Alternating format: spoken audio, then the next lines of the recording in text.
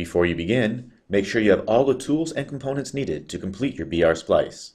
The BR6 tool will be supplied with 2 blue guide blocks and a 3-prong driver. The BR10 tool will be supplied with 2 yellow guide blocks and a 5-prong driver. Also included with both tools is a Flexco 4-pound hammer, a bridge removal tool, and a can of silicone spray. You will also need the appropriate Flexco rivet gauge or a tape measure to determine the correct rivet size. Prior to installing any splice, it is always recommended that you make a square cut at both ends of the belt. Refer to Flexco's instructions on how to square a belt.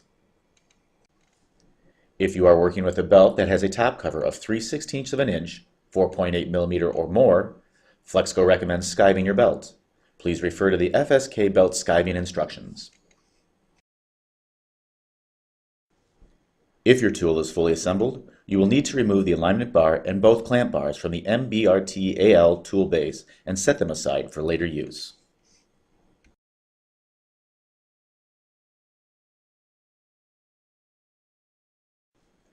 Starting at the right side of the MBRT-AL tool, place the proper number of Flexco BR fastener plates into the anvils on the base of the tool. Reference the Flexco chart for correct number of plates and rivets to be used for various belt widths. When placing the BR fasteners into the anvil plates, make sure that the Flexco stamp is facing up.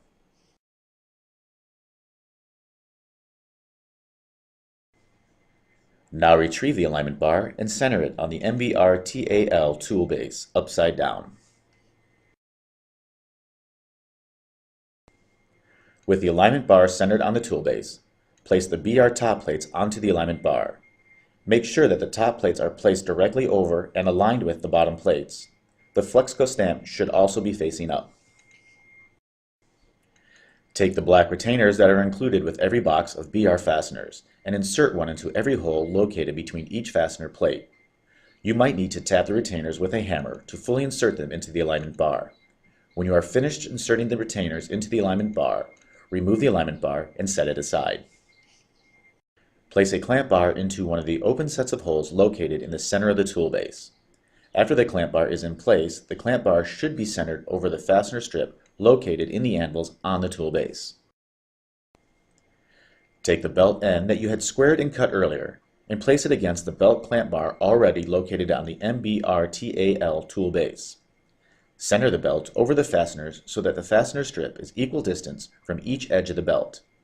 With the belt in place, retrieve the second clamp bar and place it into the threaded holes located on the corners of the tool base over the belt end. Now securely tighten down the clamp bar by turning the clamp screws clockwise. Be careful not to over-tighten the clamp bar.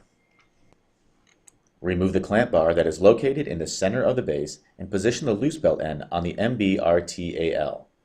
Align the two belt ends so that they are square and tight against each other. Now take the remaining clamp bar and place it in the threaded holes on the opposite side of the base. Securely tighten down the clamp bar by turning the clamp screws clockwise. Be careful not to over-tighten the clamp bar. On the center of the MBR-TAL base, you will find 2 threaded holes, one at each end.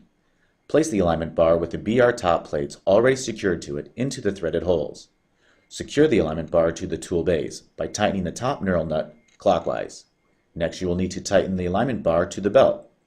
Turn the lower knurl nut clockwise until the entire length of BR fasteners makes contact with the surface of the belt. Do not over-tighten the knurl nuts.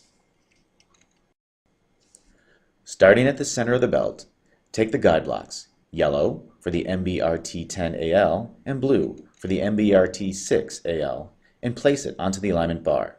Here, we are showing just the blue guide block for the MBRT-6AL tool.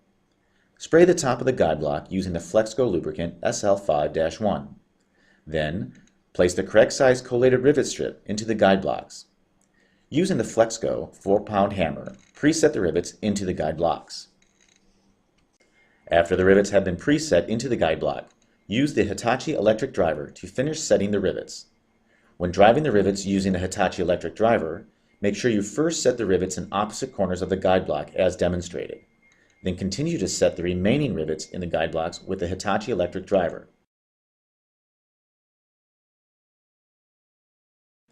It is important to work from the center of the belt outward, moving the guide block as you work your way out.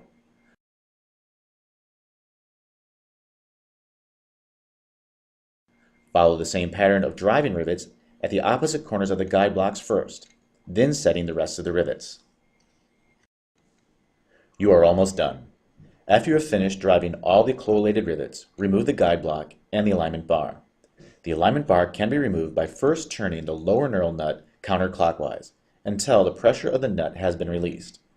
Then turn the upper knurl nut counterclockwise to release the alignment bar from the MBRTAL tool base. You will notice slight resistance when pulling the alignment bar away from the tool. This is normal.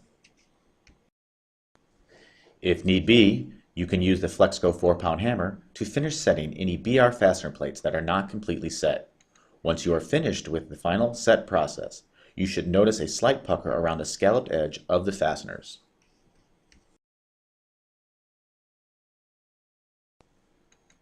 To allow for easier troughing on belts up to 35 degrees, use the bridge removal tool, BR151, to break the bridge between the plates in the troughing bend areas.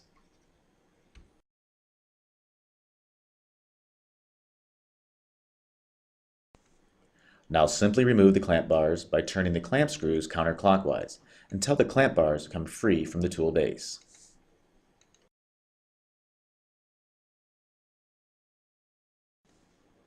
Don't forget to remove the pilot nails from the bottom of the belt. If any of the pilot nails are still remaining in the MBRTAL tool base, be certain to remove them before beginning your next splice.